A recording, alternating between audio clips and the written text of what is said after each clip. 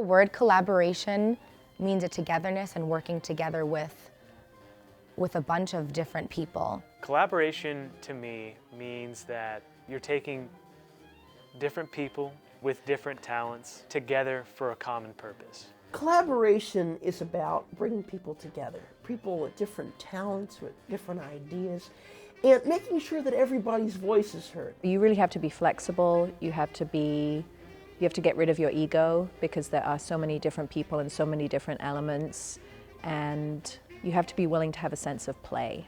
What was really important to me was to fulfill my vision, or at least give an example of my vision of interdisciplinary or collaborative work and how that might be the big picture. It's actually the most diverse project I've ever worked on, and I want the college to really see what can happen.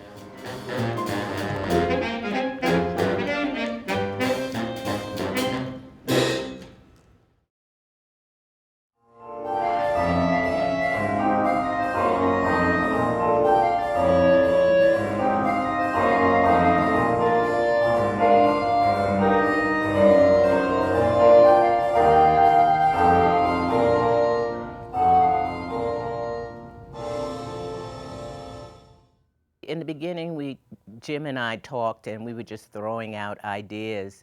And this is one really strange thing. We were sitting at some kind of event at dinner, and he started talking about bats. And I was talking about, oh God, I really hate bats. So it was kind of a joke, but it was also, seemed like something that was making people a little bit nervous, and sometimes that's an interesting thing to follow up on in a story, you know? And then he called me and said, oh, I have this really fun idea about bats. And I was, maybe not. Okay. But then he took it a little bit further, starting from that period on. We started ideas, and they changed back and forth, but we stayed with the detective. And then he developed his first draft, and he put it in Rochester in the 1940s, and I thought, oh, this is really exciting. There are only three individuals, not counting Don, who's doing the narrating, would be the detective, the dance detective that Don is narrating about. It would have to be the young girl who is the daughter, and it would have to be the mother. I mean, the others are there as part of the environment, and you know, they'll be moving and whatnot, but they won't even be speaking at all. But the dancers will speak some? The three of those will. Okay. Well, that was one of the things Darwin gave me to start out with, was there are going to be this many people on stage, 2 men and 2 women are speaking, and you do something with that. It was August of 1947. Rochester. A woman named Iris Philibom had me tailing her husband, a bow-legged mailman, up State Street, across the river, and down St. Paul. So when I first got Jim's script, you know, I had not had so much exposure to the film noir or noir genre scene, and so when I got it, I could tell it was in that sort of genre. So Darwin actually gave us a movie, and her instructions were to just watch the movie, get the feel of the characters and the characterization and the time period, because it's so important to really feel out the environment and the intention behind the scene that you're in. You know, the environment informs so much about your character, just as much as the movement really informed, you know, how we're supposed to be acting and interacting. Her husband had been a client of mine.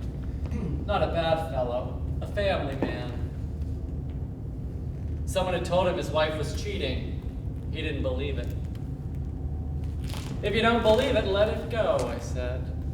Each of the dancers have a character. Now, there's only 3 of the dancers that have speaking roles, but they all have all have names which they developed so that they could get into their characters. How my character really came to be was listening to other people's descriptions, so I sort of formulated a story through their stories, and the process was much more easier for my character to actually be Juliana Cruz. Who she is as a person, or I don't know anything about you, but I also don't want to let you in, So it's that rebellious teenager stereotype. My daughter's a little secretive like that. She gets that. Although I am flighty and flirtatious, I guess I'm like a prude, and it's just all a facade that I put on. The process was that she would talk to each person, ask them what their character name was, ask them about themselves, and we couldn't talk about our characters in a third person or like this omniscient voice. We had to talk about it in first person. We had to talk about it, I'm Detective Louie Strong, I come from this background. Tell me in your character what your name is. Detective Louie Strong. I can believe it then. Okay. That was the process of it. And when it got to me, it's just the first thing that came out of my mouth, and it seemed to stick, Trying to show her something. The girl was pretty and full of herself. She was young, almost a child, and she needed to be seen. So to have Jim in the rehearsal process, at first I was so nervous, and I was like, he's just gonna judge us. But when I got to know him, he is the sweetest man ever, and so intelligent, just great feedback. He supported us through the whole thing. I asked him to work with me because I know that he writes novels, and also he's a wonderful person to work with. Do you see them? What am I seeing? They were bats, dozens of bats, lined up like little knobs of gray dust along the rafters, asleep. To have his words come to life, it was just an honor to say the words and to say them with your character and how they would feel. He was just spectacular, and he really did. He came to most of the rehearsals to give us like slight little feedback here and there. How would Juliana Cruz say it? How would the detective say it? So it was cool having his feedback, as well as having Darwin's feedback, as well as having Ruth's and our own feedback. So we try to culminate all of that together. I love Side. it. I'm just, I'm Okay, thrilled with good. it. Yeah. And I was telling Darwin, they're just little points that are, that make sense emotionally now, that are much sharper, Yeah. than I think they were earlier on. A couple of weeks ago. Yeah. I just have, happy feelings of looking forward to seeing it now. And I always, when I go to rehearsal, it's not work. I just sit there and dig it, It's good. It's fun.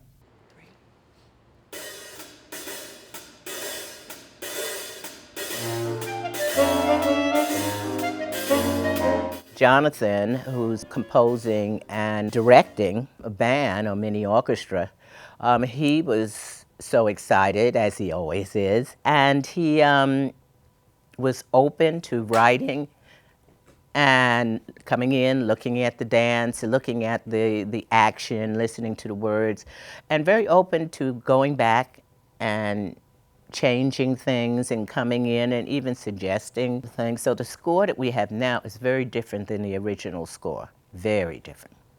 We have to make sure to wait. We can retard the end or accelerate a little bit, depending, to try to make it a little bit more even. And the way it comes, the big key is that the dance can't start until the music ends, and the right music comes in. In some places, yes. Because I know that a few places the dancing came in a little early. Yeah, we have to, but you've got that, you two've got that clear when that's supposed We to should be. wait and talk about cues then. Because, you see, the music is right as far as the cue, but the only thing that Right, happened... no, we should meet and talk about like movement cues. That'd be really good, because the thing is, it's got to line up with the music. There were two things that I really wanted. I wanted the music to be period. I wanted it to be jazz, which is not the area he usually works in. I love the jazz process. I found it so invigorating to be able to really go free with the forms, let the melodies flow in new ways, and be able to have so many different kinds of music right in one piece. For different sections, I wanted different things. Like part of it was really mood. I wanted a mood, and the dancers sometimes speak when the music is happening.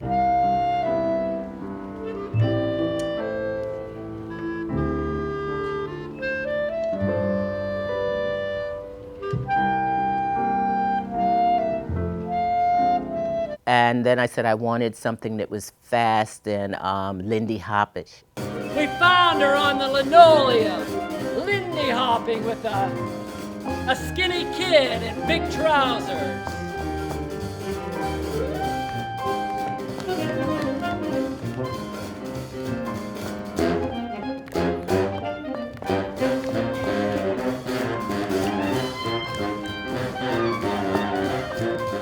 I wrote a big band era section.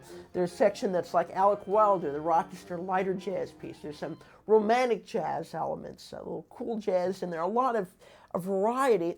And it really allowed me to expand my horizons and tell music through the jazz genre. The music is going to need to drive them. Oh, I can't wait. We're going to get so excited. I can't wait either. When I first heard Jonathan's music live, it added a completely new layer and element to the work we were doing. Whenever that first hi-hat hit, you know, it was a completely new experience for everybody in the room. We were all walking differently, we were interacting differently, it seemed more authentic. The energy the music brought really can't be overstated. It was just a completely new experience.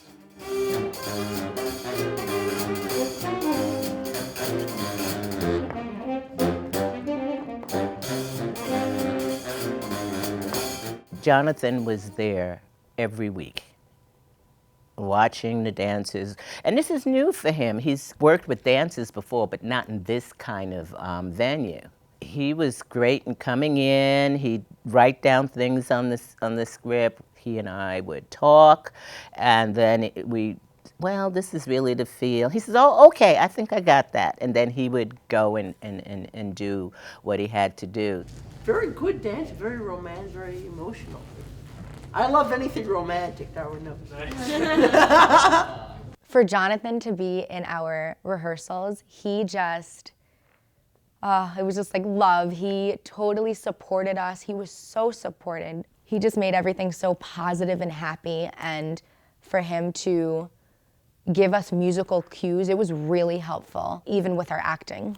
What I love about music working with the other subjects is that it's something that people can enjoy their whole lives. And when you bring that with dance, I feel it strengthens them and it makes their parts so rich. And I tell you, I feel honored to work with dancers, with actors, actresses, because I feel that we work so well together. And those aspects of music, from melody, which can be haunting or so powerful, and you look at harmony and just a few notes can make such a big impact on people.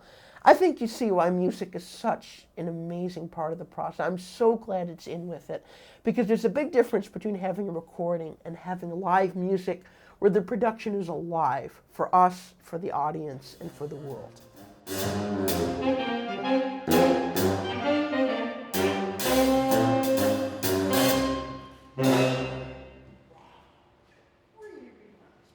It'll be a lot more like, yes, you know, like that kind of thing. And I would even get like a little too close to him, because then it'll help just make that more clear that. Ruth Childs, who is the professor in theater, we found out that we really needed to have someone to coach these dancers. They're not used to talking. And in addition to that, there's a certain slang in that period. And because this takes place in a dive, and it's a totally different kind of environment than the students are used to. I really like it because I'm getting to know a whole new discipline. I haven't worked on a dance piece like this before, so I'm really happy that I'm not in charge of the entire process and just sort of coming in on the outside and helping where I can. So I really like that. And it's interesting to see the places where it's very similar to a theatrical production and places where it's completely different. She started coaching them and also coaching Don. We all sat around looking at the storyboard, and all of us worked together on every part of it. I mean, I will get the opinion of Ruth on something that's dance in relation. How do you see that in relationship? And first she said, well, that's really your area. I don't want to infringe. I said, I want you to infringe. And then you do the fall into him.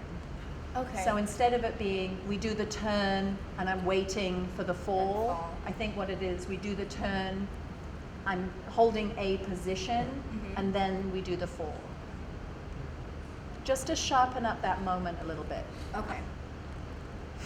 I tried to find words that would trigger an idea or a thought in them. So talking about where in the body the voice would come from. So looking at it in terms of a physical approach rather than an acting approach, if that makes sense. Looking for different ways to solve a problem, you know, using a different kind of vocabulary, that sort of thing.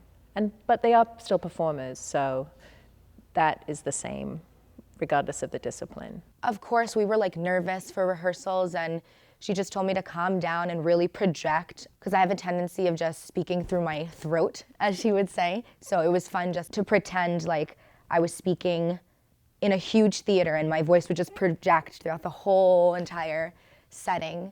So you're going to run, scamper, whatever you want to do, to the base of the stairs, walk up the stairs, eyes on the horizon, and then wherever it is you choose to sort of cross the threshold into attic land, then you can look up. Ruth did such a great job of working with intent with us, asking us questions, helping us find the characters that we were exploring, rather than projecting a sense of what we were supposed to do or how our character should be. She allowed the characters to come really from our tendencies and our affinities and our explorations, and to me that's what made it so valuable. Whereas what might be interesting is if you're not looking at her, maybe you're this way, right? So it's just, yeah. Okay. Because right now it's just, it looks unfinished in that moment, and I think you have to have every single step in that little process so that we understand how you get from A all the way to G, wherever we go. Okay. I really love working with the dancers on the text and finding ways for them to bring the text to life, and that's very rewarding for me. I love working on projects that are new plays, basically, or new pieces. So things change, you get input from the various collaborators, input from the dancers, and I think it works really well. So I've really enjoyed it. So your first one is to focus up, the second one is to focus slightly behind yourself and down. Yeah. Okay? So up or out, up and out. Like there's somebody you're looking for, Mr. Philibom up there. He's up there. Nah, he's not. And then you're gonna look down and over there. Yeah. Darwin does everything. I have to say, Darwin really does everything. From dance, from music. She's knowledgeable of all the art forms.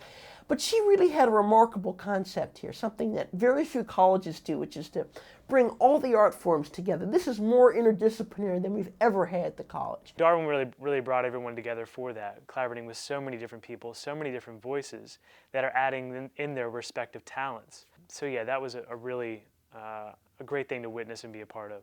This isn't about a dance piece that's being supported by music and, you know, words. This is really about a creative piece that's where the contributions are coming from a lot of different places. So I had to let that go. Whereas when I usually choreograph the movement, there's a lot of movement in my work. Well, the rehearsal process was different, especially in the beginning, almost every couple of rehearsals, because she wanted to just throw different movements at us and see how we would incorporate that movement into our body.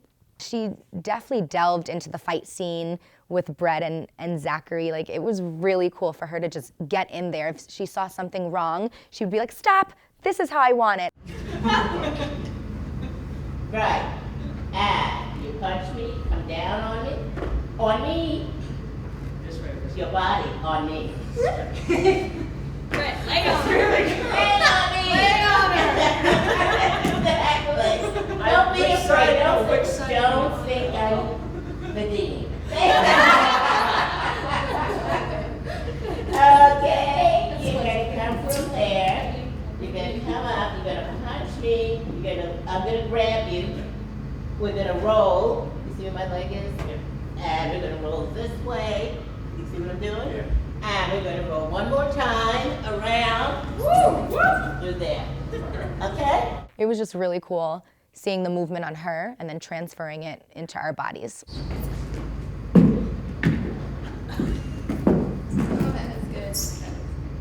Yeah, I didn't get now that you know what it is. I've just known her as my dean, so that's a very different kind of relationship. So I've really enjoyed getting to know her in a completely different way and seeing her in the rehearsal hall and seeing the different dances that she chose to work on this piece. So I've really enjoyed it. It's about the process. I mean, when we think about life, we're thinking about the process, how we take that journey. I mean, hopefully no one's obsessed about the end, because the end is being dead. So we don't want to go there. We want to think about making our lives as rich, and as we take that journey through it, that it's a constant learning experience, and it's a constant sense of expectations for yourself, you know, and for others. So I mean, do something in that journey. And that's what this piece is about. I felt like when we kept coming back and revising each of our parts, we created something that's just so spectacular. We put all ideas together. And better and better. I tell you, it's been one of the most exciting things I've ever seen in my life. You know, you have to realize that it's not one person that makes a production. Everyone adds an important part. Everyone puts in their ideas, their talents. And what I loved was that everyone, no matter whether they were an actor, actress, or dancer, or musician, everyone puts so much passion to it. They don't just perform from a script or from a score or you know, from what they're told. They perform from the heart. They put their whole selves into it. So before the process, I would say I valued the dancing more, but seeing everyone's hard work and effort throughout Jim's writing, Ruth coaching us, Darwin's dancing, the orchestra playing, I have a high level of respect for each and every person and each and every aspect that was involved in this process. I just really appreciate and value all of them, because without all those different entities, this wouldn't have been as big as it was. It's like if you're a kid and you were making up the favorite working situation, you know, what would you like to do? Well, be surrounded by creative people all making something really cool and on the same wavelength with each other. I really hope that that this process can sort of change the way that productions are run in general. Like I said, I think the arts lends itself very well to collaboration and a collaborative process. I've been in a lot of productions where collaboration was a very negative word. It means compromise, it means arguments, it means a real lack of communication sometimes. For me, collaboration should mean that different people are coming together for a common goal and they're bringing their own experiences, ideas, and expertise so that they can enhance the process. I'm hoping that this experience will help others on the campus to realize, oh, there's some possibilities out there that maybe seem strange in the beginning. And also the students, hopefully they will grow in a different way through this experience.